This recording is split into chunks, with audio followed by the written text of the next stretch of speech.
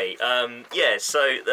This is a newer one, and this is a bit of a bit more upbeat, a bit of a louder one. So this one was inspired by what was my what I hoped would be my worst dating experience of 2020. It just turned out to be my worst, my first, my only of dating experience of 2020, just before lockdown, and then nothing else happened since then. But yeah, it inspired this song, so I think that was a successful evening.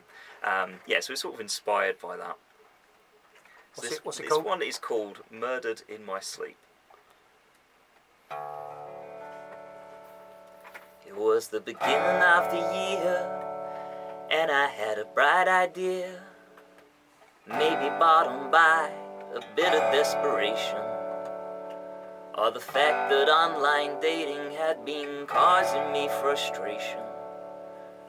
Well, I had a lapse of memory, forgot it was not 2006, and I signed myself up for speed dating.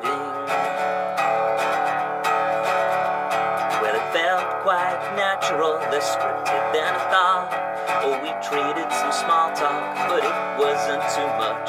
When I asked her what it was that she really liked, oh, making indie horror films is what she replied. Now first I found this enthusiasm really quite appealing.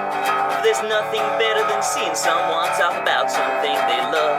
But as she recited favorite scenes, conversation got more graphic, and a thought was forming steadily now inside of my mind, that this perhaps went further than artistic appreciation and more into the realms of a sadistic fascination. I thought if I went back to hers, turn out the lights and stay the night, well, I just might find myself a part of some form of recreation and be murdered in my sleep, undrawn and quartered and buried in the garden, and be murdered in my sleep. Number two. Well, she took one look at me and let out a big sigh. I thought, oh my, this 4 minutes was really gonna fly. But as I talked, well, she seemed to come around, open up on a conversation where she showed no bounds. Now I am fully aware that my chat is pretty poor, something that I always manage to turn into a chore.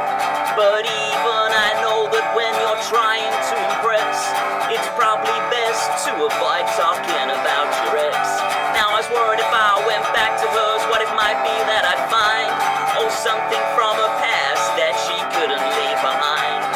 What if her ex was buried in the wall for how he did her wrong? A bit like a reimagining of that beautiful South song. And soon enough she'd be on to me and hatch a plan to punish me for my sordid discovery. This would not work out well, you see, as I'm murdered in my sleep. With her hands around my neck she screamed, this is all because of you, Barry. As I'm murdered in my sleep. Alright, alright.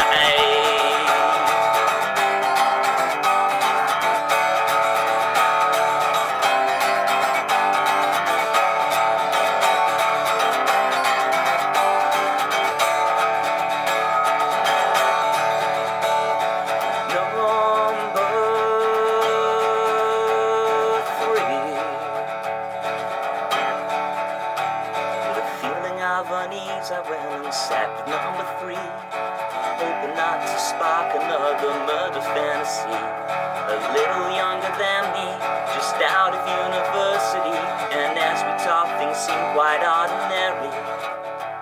Now I couldn't get out my head, why was she here at all? Well, surely her dating life had yet to hit this wall. So I had to ask the question, why was she here tonight? Why was it here that she thinks she'd find a Mr. Right? And with that she shrugged, pointed over my shoulder, and simply just said, oh, I don't know, I just came in with a friend. Now I didn't have to look, for I could just sense that the friend she was signaling was the psycho killer number 1.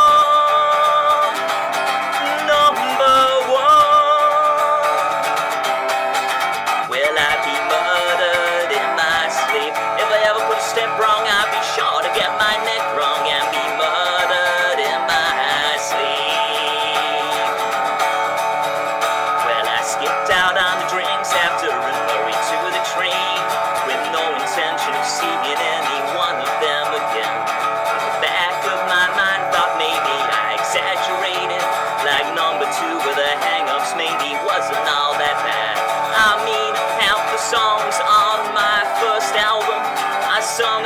my exes, so I'm hardly one to speak. So whilst this line of thought didn't change what I did this time around, I thought maybe